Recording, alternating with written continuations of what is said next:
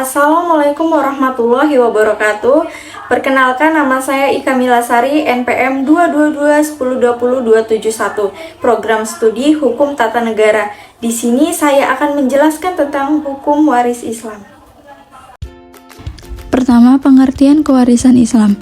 Waris menurut hukum Islam adalah hukum yang mengatur tentang peralihan harta kekayaan yang ditinggalkan seseorang yang meninggal serta akibatnya bagi para ahli warisnya, dan juga berbagai aturan tentang perpindahan hak milik.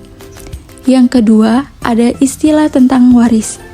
Istilah tentang waris ini dibagi menjadi 5. Yang pertama itu ada waris, yang kedua mawaris, 3 al-irts, 4 waratsah, dan 5 tirkah.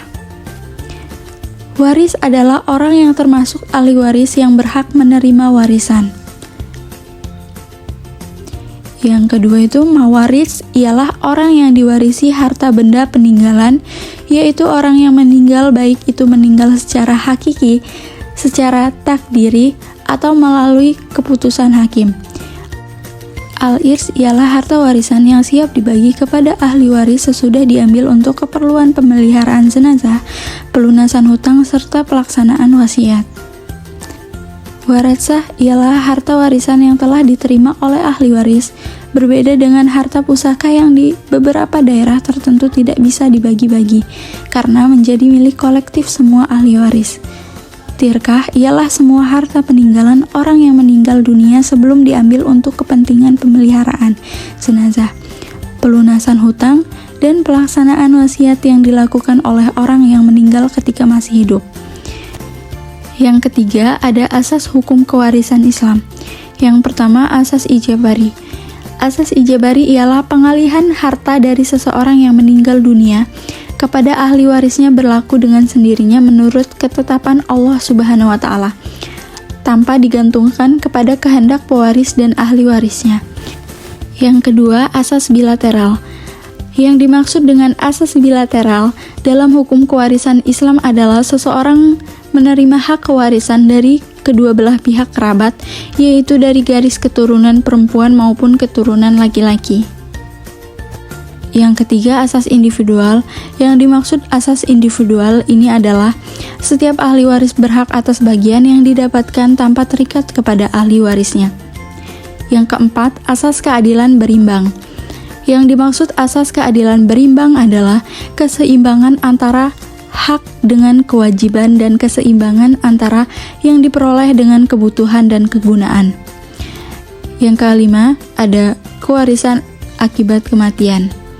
Hukum waris Islam memandang bahwa terjadinya peralihan harta hanya semata-mata karena adanya kematian. Dengan perkataan lain, harta seseorang tidak dapat beralih apabila belum ada kematian. Apabila pewaris masih hidup, maka peralihan harta tidak dapat dilakukan dengan pewarisan. Yang keempat itu ada sumber-sumber hukum kewarisan Islam. Ada 3. Yang pertama, Al-Quran, hadis, ijma, dan ijtihad.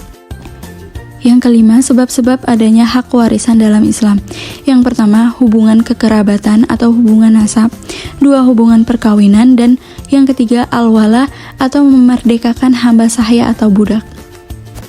Yang keenam, sebab-sebab hilangnya hak warisan dalam Islam. Yang pertama, perbudakan. 2, perbedaan agama. 3, pembunuhan. 4, berlainan negara. 5, murtad.